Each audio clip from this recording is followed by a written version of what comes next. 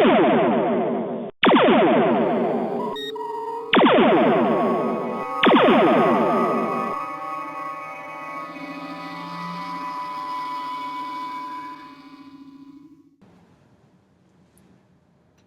morning. Good morning. Good morning. Good morning. And welcome to Trekfast.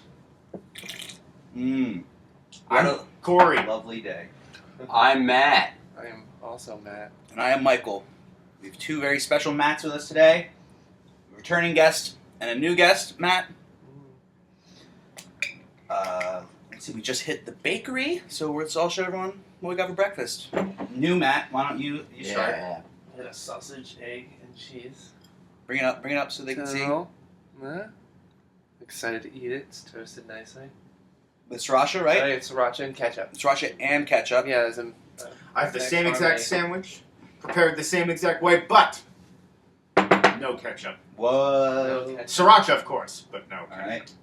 And I have the same exact sandwich, Hey. prepared the same exact way, except only ketchup. Whoa. Wow. So the same sandwich with different variations with the sauces. Now I have a bacon, egg, and cheese on a brioche, and that is with sriracha, of course. Oh, and I also have my little Mr. Brown coffee can that Matt gave me for my birthday. Mr. Brown. And I'm drinking a Orange sun soda. kiss. Orange soda. Soda. Sun A kiss. delicious morning Hey, you need a kiss from the sun in the morning, Exactly. and that's nothing better than a sun kiss. I can't argue with that. That makes it sound like it's made for breakfast. That's true. All right. So tell your doctor. All right. Today we are doing season 3, episode 13. Ooh. Elaan of Troyius. We believe it's pronounced.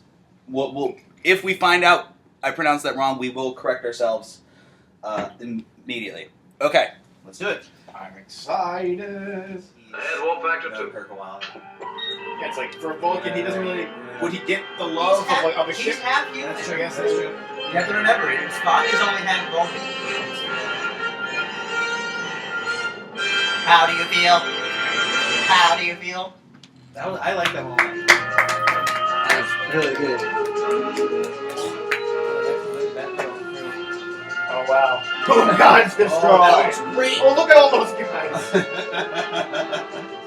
Wow. Yeah, of course. The fucking Nazi episode. Good episode. Amazing. I like it. It was good. Some good people. Yeah, thank you for lowering that. Yes. All right, great. Let's start with a quick recap of the episode. It's a pretty simple concept, but it's a lot of fun. It's Matt, would you like to give a quick recap? So basically, they were escorting. She was a princess? Yeah, I think she was a princess. She was a princess, and she was gonna get married. So they escorted her, but she had control over men if she cried, and so she had a whole fleet of people. Mm-hmm. At the same time, Klingons were coming in and were going to attack, and it seemed like they were interested in the dilithium crystals Of her planet. Of her planet. Yeah. Yes. because they were so common. So Kirk and the crew are dealing with this very arrogant princess while they're also trying to deal with a Klingon attack. Meanwhile, the princess infects Kirk with her love tears. So Kirk Her then magic love becomes tears. infatuated with the princess while also having to protect his ship from the Klingons. Although that probably would have happened without the tears. Yeah. All right. That was just an excuse for Yeah. for Shatner just to do some more space loving. I mean, Yeah. that's It's just what it. love all the time. Cool. Constantly. All right, let's take turns giving reviews.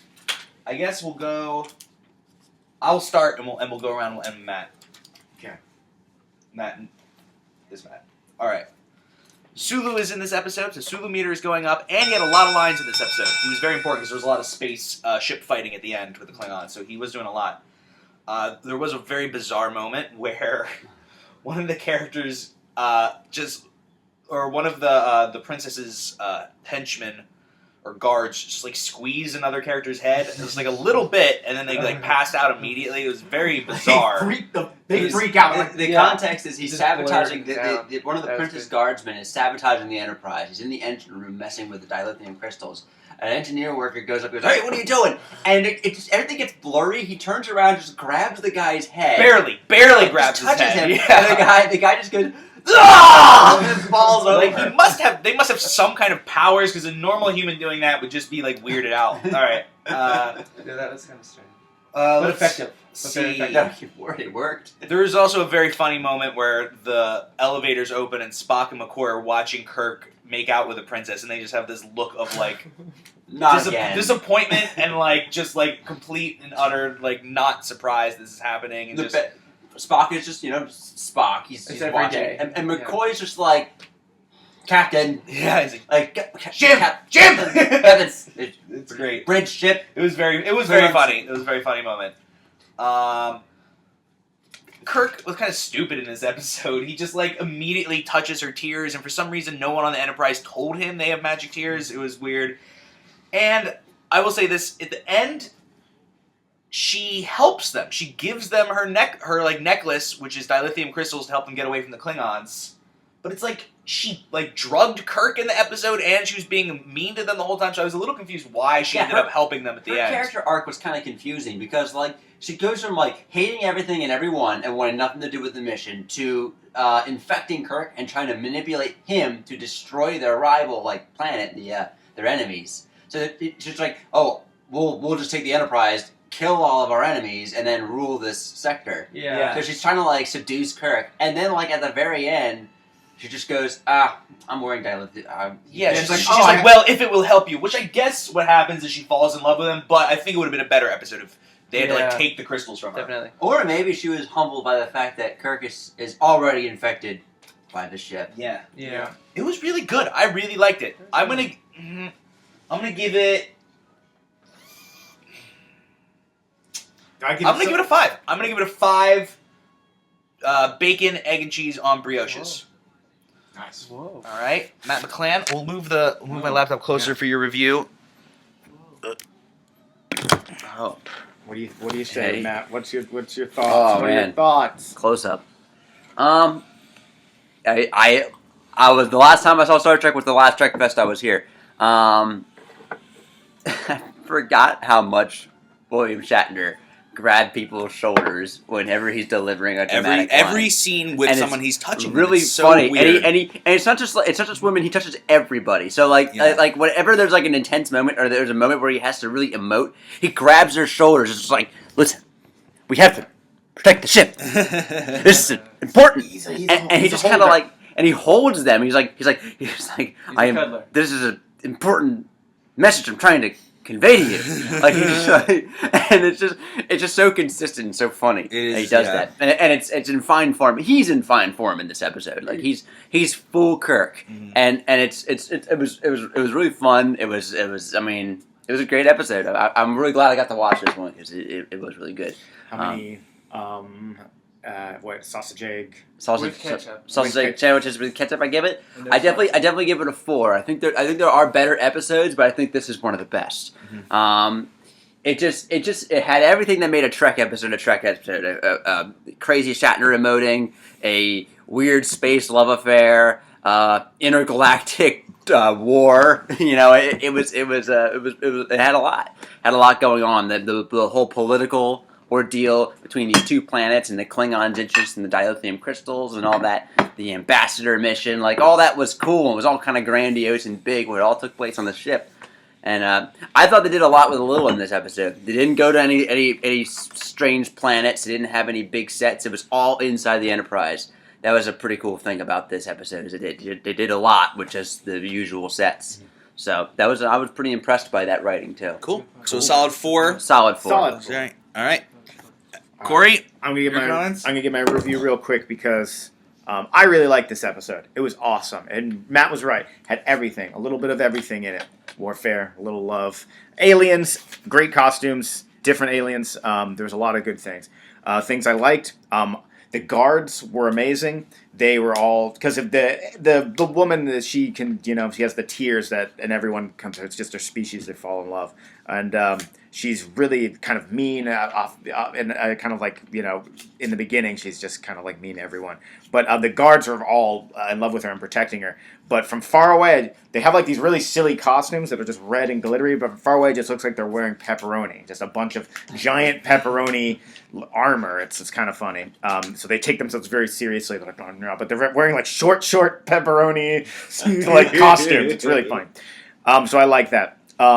Also, Kirk is trying to teach her like etiquette and, you know, like how to be humble, and he's like, you know, we have an old ancient Earth custom called spanking. When you don't behave, we got, you know. And after he accidentally touches her tears and they fall in love, the audience and us, we all realize that they fall in love. Immediately, once the audience realizes they fall in love, she comes out. And she's like, "Oh, tell me more about the spanking." Yeah, it becomes. And it's just like, it's what? a weird joke. I mean, they're trying to be funny. It's like a. The whole episode was. I like when they try to be funny. It's but like an anger to then she's like kind of becomes a sexualized thing. Yeah. But it is. I don't know. It's funny. For Those the were the reasons they want only. it to be. Those are the only like really weird and thing. Besides also casual sexism and slapping and stuff. It was just like okay, but like when it comes to an episode as a whole, it really did have everything. And I really did like it. It had space warfare and everything. And all the characters, great dialogue, a good problem. They overcame it really well. So I'm giving it a 5. Ooh. And I've seen a lot of them, and a lot of them are good. And we've had some back and forth, but it's a good one. Definitely 5. Worth a 5 for sure. I think it's better than Plato's Stepchildren, which is the last Definitely. one. It definitely. It is had better way than that more going, and I gave Plato's I think a 4.5. So, Oh, wow. Or a 4, I think, right? But this one definitely deserves a 5. I had a lot going. All right, Matt, your review. What did you like? What didn't you like? And how many sausage, egg, and cheese are you giving it? I really liked it. This is like one of my If you first. could try and speak to it. It was my first like introductory one to the original series, so I watched a lot of DS9. I've seen all of TNG, so this is actually probably my 3rd episode of this series that I've seen. Oh, okay. Wow. So not that many. So not that many. So I'll go to the basics. I liked the Spock with Kirk relationship. I like Spock could like logically get Kirk out of the potion hole. There was a time when she was on the board of like where they drive the ship, and Spock was like, "She shouldn't be here," and he was like, "Correct. Let's take her off." So there's like a stronger bond that could break the poison. That was cool. My favorite line was a Bones line. He was like, "You're wasting your time trying to make an antidote for the poison," and he was like, "Well, it's my time to waste." It's a crazy line. That was a solid Bones line. I enjoyed that. He's a doctor, damn it. That's all he does. That was a good one. Snarkiest doctor. And the best background guy award goes to the guy just walking down the like one of the corridors and Is that making the a guy left, that- Just- just like. I am just walking. He was a good one. I'm just going somewhere. So He looked like he was putting 100% of his focus into his walk. That's what was funny about it. it was just- worth it. It was. I think the I 1 think- second I of enjoyed it a camera. lot. I think Um, it should be noted just because it was such a reaction. We all knew it was coming. There's going to be a He timed it woman well. as the there's going to be a woman as the